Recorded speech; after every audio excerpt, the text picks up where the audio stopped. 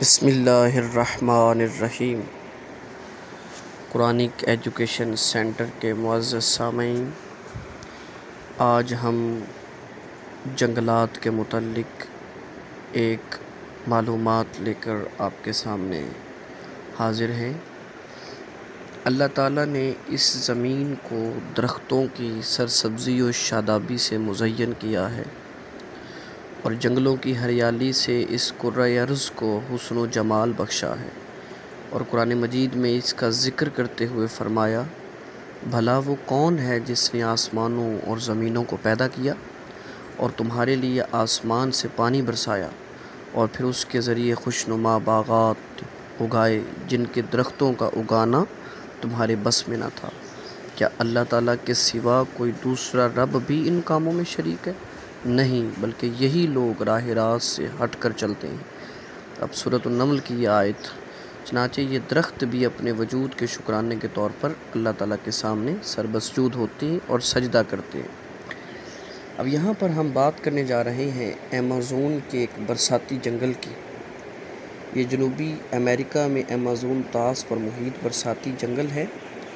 Amazon برساتی جنگل دنیا کا سب سے بڑا جنگل ہے، جو ایک دریا کے کنارے اور اس کے معاون دریاؤں کے گرد پھیلا ہوا ہے۔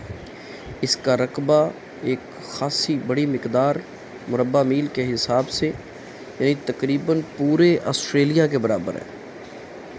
یہاں پر بہت ساری خدا کی قدرت کے کئی نمونے، کئی کرشمے آپ کو نظر آئیں گے۔ یہ جنگل 9 ممالک تک پھیلا ہوا ہے، جن میں برازیل برساتی جنگل کا 60% اس ملک میں واقع ہے۔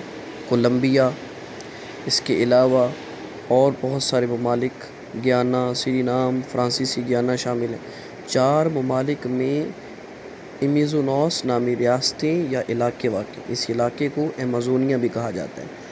اب یہاں پر جو بیش قدر معلومات ہے، یہ علاقہ حشرات الارض یعنی سانپ، بچھو، اس طرح کے کیڑے مکوڑے تقریباً 2.5 ملین 2.5 ملین کی جو اقسام میں لاکھوں نباتات، پرندوں اور ممالیہ کی 2000 انواع کا گھر ہے۔